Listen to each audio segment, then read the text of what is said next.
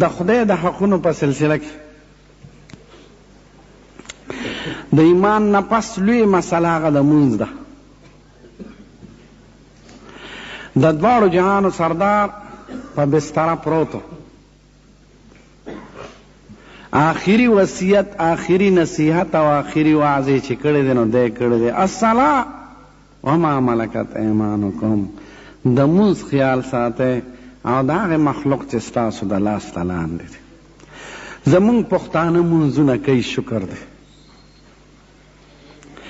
دې درې قومونو کې مونځ ډېر دی، پښتنو کې، عربو کې او په ترکو کې. سندیان، پنجابیان، هندوستانیان په دې کې کمزوري دي. لوی لوی کلي به یې که سند ته لاړی مونځ نه پېژني. روز و شب به یوې جغ کوي، ښځې سړي به ټول مشغولی په شولو کرلو کې مونځ، جوماتونه به یې خالي، مونځ پېژني نه. دا په پنجاب کې هم ده او دا په هندوستان کې هم ده.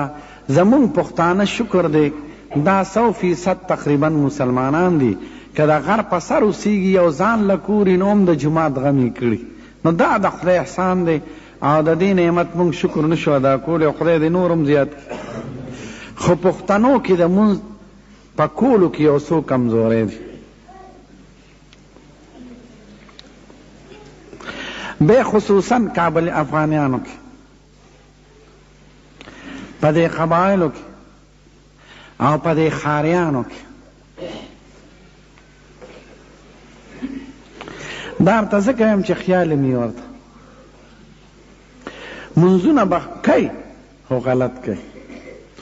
او دا د خدای اول حق ته د ایمان نه پس دنیا کې دا فیصلې ټولې مونځ پسې روانې دي او آخرت کې هم فیصلې مونځ پسې روانې دي چې د چا مونځ صحیح وي، زکات به صحیح وي، حج به صحیح وي، روژه به صحیح وي، معاملات به صحیح وي.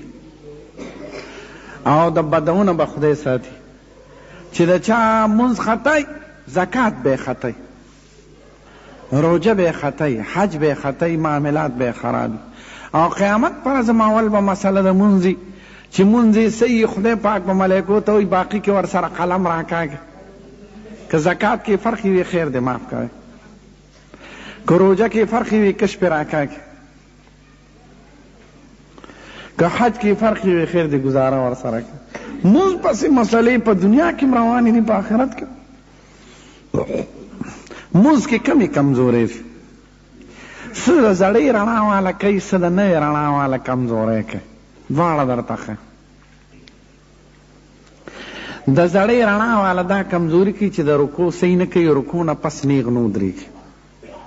اکثر د رکوع نه پس نیغ لاړ شي او د دواړو سجدو منځ کې برابر نه کیني.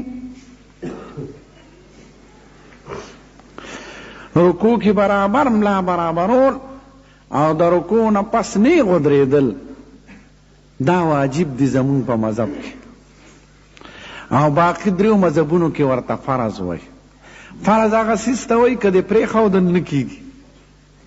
دا فرضو داسې مثال دی لکه د انسان د سر یا د زړه یا د اینې یا د پړپوس چې هغه نی نو انسان جمدی نه پاتې کېږي. نو دریو مذهبونو کې وایي د رکوع نه پس نیغ ودرېدل فرض دي، زمونږ مذهب کې وایي واجب دي. د واجبو مثال د سترګو دی، د پوزې د غوږونو دی. یو انسان خو بغیر سترګو جمدی وي خو اس نه دی، چې سترګې هم نی، غوږونه هم نی، لاسونه او خپې هم شلي، تش جمدی وي. په کټ کې خلک وړي راوړي، نوم یې وي، نوم یې ملا بادري، جنازه پې لا نه کېږي. خو دا انسان له څوک لور خور نه ورکوي، څوک ورسره لین دین نه کوي. که یو سړی ګلکار غواړي زما ګلکار ته ضرورت دی او په کټ کې ولا داسې سړی راوړي چې سترګې ړندي، لاسونه یې شلي، خپې دغه وي شلي او غوږونه یې کاڼي، هغه به وایي دا دې څه بلا راوسته. نو دغه نه رکوع نه پس نیغ ودرېږي. دومره ساعت تېروی چې څومره ساعت هم په رکوع کې تېر کړي او دومره د سجدو منځ کې برابر کینی چې څومره ساعت هم په سجده کې تېر کړي. دا د دواړو جهانو د سردار مونځ دی. مونږ پورې خلک خاندي. زه خو چې څوک مونځ خطا کوي نو ما ته لیونی ښکاري. او لیونی راته په دې ښکاري چې منزل راتلل ګران کار دی. ګرمه بستره او بړستن سړی پرېږدي، په یخو اوبو اودس وکړي، په توره تیاره کې راشي او مونځ خطا کوي. هلکه د صحیح مونځ او د خطا خو یو منټ به فرق دی. زناوره چې د روپۍ باټینګ ګڼلې نو څنګه یې لاندې باندې ګوري، او چې نیم سیر غوښه هلې نو ګوري چې قصاب خو پکې هډوکي نه دي، او چې سپلی پالشي له ورکوي نو ګوري احتیاط پې کوي، او جامې چې درزي له ورکوي نو دا غوږونه یې برابر که او بټنه یې داسې ولګوه. نو دا مونځ هم خدای پاک زمونږ مونځ ته حاجت نه لري، مونږ خدای ته محتاج یو. قسم دی که دا ټول جهان په سجده خدای ته پراتی، د خدای په بادشاهۍ کې د انیس زیاتې نه راځي. او که دا ټول خلک سره کافر شي نو د خدای په بادشاهۍ کې څه فرق نشي راوست، نه بنور کې فرق راشي، نه به ځمکه کې فرق راشي، نه به اسمان کې فرق راشي، نه به سپوږمۍ کې فرق راشي. مونږ خدای ته محتاج یو. نو مونځ کې رکوع نه پس مې غودرېږئ او د سجدو منځ کې برابر کښېنئ. که هغه دعاګانې چې حضور پاک ویلي دي هغه ویلې شی خو ډېره ښه ده، هغه به داسې وي ربنا لک الحمد، سمع الله به وی ربنا لک الحمد، امام وی ګورئ سمع الله لمن حمده ربنا لك الحمد حمدا كثيرا طيبا مباركا فيه ملء السماء وملء الأرض وملء ما شئت من شيء بعد أهل الثناء والمجد كلنا لك عبد أحق ما قال العبد لا مانع لما أعطيت ولا موت لما منعت ولا ينفع ذا الجد منك الجد. دا مونږ تاسو ته د ټولو نه مختصر مونځ ښودلی دی. نو سمع الله او ربنا لك الحمد دا به په ولاړه ووایه، بیا به وایې الله اکبر. خیال ته مراله که نه؟ د دواړو سجدو منځ کې به حضور پاک چې کېناست هغه به وی رب اغفر لی وارحمني واجبرني وارفعني واهدني وارزقني. کم از کم رب اغفر لی دې سړی 3 ځله ووایي. که دا مرتنی یاد نو د 3 ځله سبحان ربي الاعلی په اندازه به ناستي علی به ځي سجدې ته.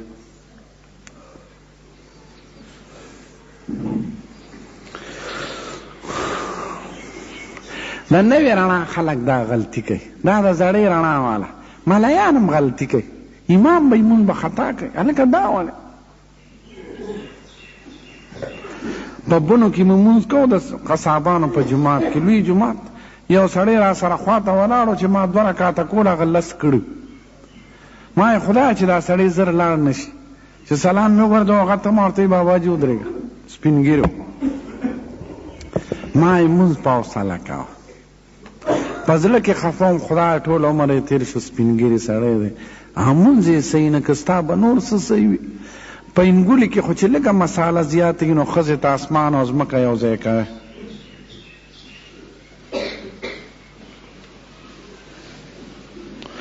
نو یاره څوک ګرمي ده نو مونځ صحیح کوئ. ګورئ غټ پټ به یې والي پټکې چې خر به ترې ټوپ نشي وال، دومره ګیره به یې چې لاندې به په ځمکه پرته وي مونځ به خطا کوي. هلکه دا ول دا پټکې فرض دی که دا مونځ فرض دی؟ داسې مونځ چې چا غلط کړي خدای راوالي په دې مخې د سړي ورغورځوي واله رکشه. نو مونځ صحیح کوي، مونځ پسې ټولې فیصلې روانې دي. که یو انسان معلوموي چې دا ښه سړی دی که بد، نو مونځ ته یې ګورئ. که مونځ یې صحیح و ښه سړی وي، که مونځ یې خراب و خراب دی.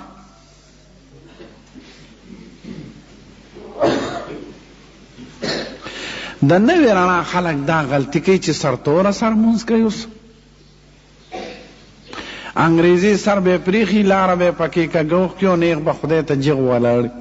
هلکه دا وی ولې بې سرتوره مونځ کېږي؟ نه څه په سرتوره خو مونځ کېږي چې پرتوګ باسي کمیس دې اغوستي هم مونځ کېږي. سړي پرتوګ وکړي اوږد کمیس یې پانډو پورې مونځ یې کېږي، خو دا به څوک ودرېږي؟ یا تش پرتوګ واغوندي او کمیس دې وکړي ټول املا هر څه دې څرګند یې مونځ دې کېږي.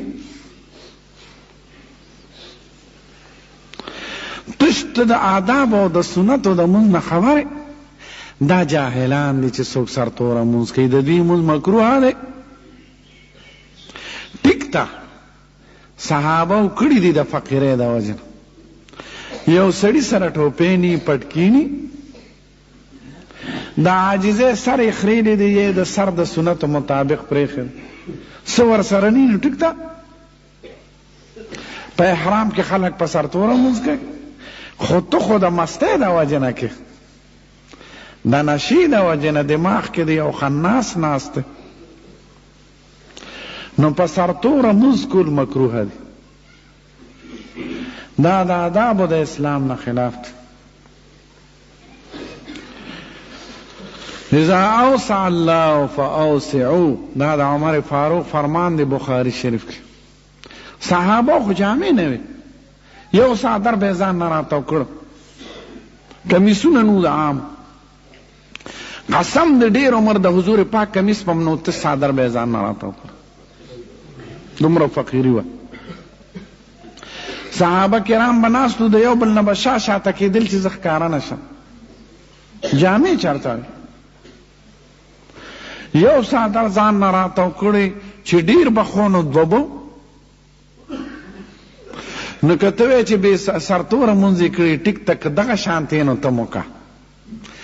که تا سره خدای احسان کړي، جامې دي وي، څادر دي وي، پټکي دي وي، ته خو د نشې او د مستۍ د وجې نه کوې. نو دا په سرتوره مونځ کول دا خلقو یو فیشن کړی دی، یو تاڼۍ ته خو نه ورځي بې سر بغیر سره په ټولو. نو په سرتوره مونځ دا د مستو خلقو کار دی، دا د ادب نه خلاف دی. بعضو خلقو مټې دې ځای پورې راغونډې کړي، دا بې ادبه مونځ دی. او ادب د اسلام ټول روح دی، چې خدای ته ولاړې کله داسې ګرې کله داسې ګرې، کله سر دې سرتور کړي، خدای پاک په دې نه دی خوشحاله. مخ دې واړئ، خدای ته عاجزي خوښه ده، خدای ته په تواضع مونځ خوښ دی. په داسې شکل ځان جوړ که، اول خو په رښتیا راوله ځان کې عاجزي، که نه راتله نو د عاجزۍ شکل جوړ که. د دې وجه نه ټول کتابونو کې وایي چې سر به دې لږ په مانځه کې ښکته نیولي، داسې اکړ کر نه پړنګې چې نیغ دغه شان ولاړ، نه سر لږ پترس ساته، داسې وضع چې سړی ته تواضع معلومه. نو سرتور سر، انګریزي سر، الوړې لارو ښکلې او بیا په میانځه کې ارت بیارت ولاړ، دا د اسلام د آدابو نه خلاف دی. ما ورته وي ټیک ده، که فقیر در سره یسني نو کېږي مونځ، خو تش څادر چې ځان نه راتاو کې مونځ کېږي چې عورت دې پټي، خو دا خو ادب نه دی. نو دواړه طریقې، هم به رکوع صحیح کوئ، هم به سجدې، هم د رکوع نه پس نه ودرېدل، هم د سجدو منځ کې برابر ناست، او په سرتوره به مونځ نه کوي. امام دې په تشه ټوپۍ مونځ نه کوي، چې کوم ځای کې پټکي د عزت جامه ده، هلته د امام د عزت جامه اغوندي. لکه زمونږ وطن کې دلته چې امام بې پټکي مونځ کوي، مونځ یې مکروه کېږي. ټیک ته پکېدو شو، خو مکروه دی. پټکي به په سرای، ما خو ورته یې پکېدو کېږي، خو تش پکېدو خو ډېر څیزونه کېږي، ته هغه خوښه. تا ته څوک وایي واده درله کوو خو سترګې ړندې دي، دا ښځه کوم، ښځه درله کوو لاس یې م کوږ دی شل دی، ته به دا وکړې. که درته څوک وایي چې نه ښځه خو ده، ټول اندامونه یې باقي برابر دي، بال بچ به هم دله راوړي، ته به راضي شې.